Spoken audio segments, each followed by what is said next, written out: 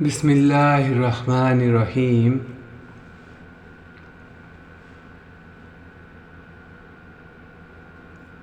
حضرت عائشہ بیان کرتی ہیں کہ حضرت حریث ابن ہشام نے حضور سے عرض کیا، یا رسول اللہ صلی اللہ تعالیٰ علیہ وآلہ وسلم، آپ پر وحی کس طرح نازل ہوا کرتی ہے؟ تو حضور نے فرمایا، کبھی تو وحی اس طرح آتی ہے کہ گھنٹی کی طرح آواز پیدا ہوتی ہے، لیکن اس قسم کی وحی میرے اوپر نہایت گرا ہوتی ہے۔ جب وہ حالت دور ہو جاتی ہے تو جو کچھ خدا تعالیٰ کا فرمان ہوتا ہے میں اس کو محفوظ کر لیتا ہوں۔ کبھی ایسا ہوتا ہے کہ خدا تعالیٰ کی طرف سے فرشتہ بے شکل انسان میرے اوپر نازل ہوتا ہے اور میں اس سے ہم کلام ہو کر اللہ تعالیٰ کے فرمان کو یاد کر لیتا ہوں۔ حضرت عائشہ کہتی ہیں کہ میں نے حضور پاک صلی اللہ تعالیٰ علیہ وآلہ وسلم کو سردی کے موسم میں نزول وحی کی وقت یہ حالت دیکھی ہے کہ بعد نزول وحی حضور اکرم صلی اللہ تعالیٰ علیہ وآلہ وسلم کے پیشانی مبارک پسینے سے تر ہوا کرتی تھی۔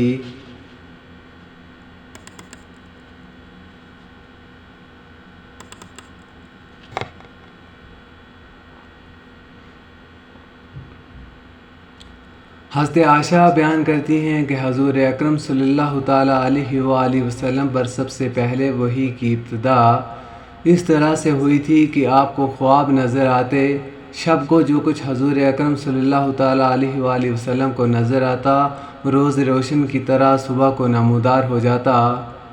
اس کے بعد حضور اکرم صلی اللہ تعالیٰ علیہ وآلہ وسلم تنہائی پسند ہو گئے تھے اور غار حرا میں تنہائی فرمائی۔ اس غار حرا میں حضور تلاوت یعنی مسلسل عبادت میں مشغول رہا کرتے۔ جتنے دنوں حضور اکرم صلی اللہ تعالیٰ علیہ وآلہ وسلم غار حرا میں تشریف رکھتے اتنے ایام کا کھانا اپنے ہمراہ لے جاتے۔ اس حالت میں آن حضرت پر وحی نازل ہوئی اور جبرائیل علیہ السلام نے کہا کہ پڑھیے، تو آپ صلی اللہ تعالیٰ علیہ وآلہ وسلم نے فرمایا، میں پڑھا ہوا نہیں ہوں، پھر کس طرح پڑھوں؟ تو حضور فرماتے ہیں کہ یہ سن کر اس فرشتے نے مجھ کو اس طریقے سے بھیجا کہ مجھ کو بہت تکلیف معلوم ہوئی اور کہا پڑھیے۔ میں نے پھر وہی کہا کہ میں ناکندہ ہوں، میں پڑھا لکھا نہیں ہوں۔ تو اس فرشتے نے مجھ کو پھر پکڑ کر بھیجا اور جس سے مجھ کو بہت تکلیف محسوس ہوئی اور کہنے لگا پڑھیے۔ میں نے پھر وہی الفاظ کہے، اس نے تیسری بار مجھ کو چماٹا کر مارا اور بولا پڑھیے۔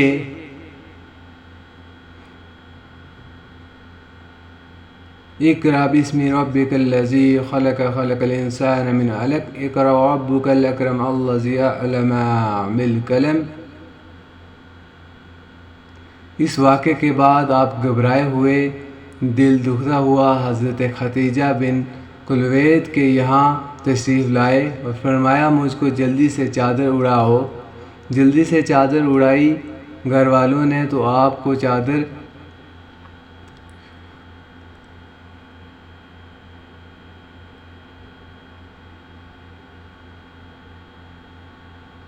جب حضور اکرم صلی اللہ تعالیٰ علیہ وآلہ وسلم کی حالت اضطراب جاتی رہی تو حضرت ختیجہ سے آپ نے اپنا تمام واقعہ بیان فرمایا کہ مجھ کو اپنی جان کا اندیشہ ہے۔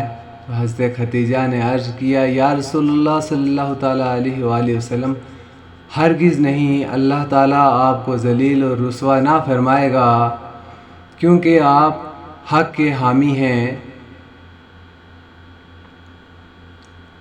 صالح رحمی کرنے والے، متحمل مزاج، مفلس اور نادر کی عنایت کرنے والے، مہمانوں کی ضیافت کرنے والے۔ اس کے بعد حضرت خدیجہ آپ کو ورقہ ابن نوفل کے پاس لے کر آئی، ان سے تمام واقعہ بیان فرمایا۔ ورقہ ابن نوفل ابن اسد کے حضرت خدیجہ کے چچا زاد بھائی تھے۔ جاہلیت کے زمانے میں نصرانی ہو گئے تھے، عبرانی خط بخوبی لکھنا جانتے تھے، انجیل سے احکام لکھا کرتے۔ بوڑھے آدمی آنکھوں سے نابینا ہو گئے۔ حضرت خدیجہ نے ان سے کہا، بھائی بھتیجے کا واقعہ سنو، یہ کیا بیان کرتے ہیں؟ تو ورقہ نے کہا، ہاں بھتیجے بیان کرو، تم نے کیا دیکھا؟ تو حضور نے تمام واقعہ بیان فرمایا۔ ورقہ کہنے لگے، یہ نازل ہونے والا وحی ناموس جبرائیل ہیں جو موسیٰ پر نازل ہوا کرتے تھے۔ کاش میں بھی اس وقت زندہ موجود ہوتا کہ جب آپ کو آپ کی قوم مکہ سے نکالے گی۔ ورقہ بن نوفل نے کہا، ہاں، جو نبی یہ پیام اور ایسے احکام لے کر آئے، اس کے ساتھ ضرور دشمنی کی گئی۔ اگر میں آپ کے زمانے میں نبوت تک زندہ رہا تو آپ کی انتہائی مدد کروں گا۔ اس کے بعد ورقہ زندہ نہ رہے، بلکہ ان کا انتقال ہو گیا، اور حضور اکرم صلی اللہ تعالیٰ علیہ وآلہ وسلم پر وحی نازل نہ ہوئی، کچھ عرصے تک رکی رہی۔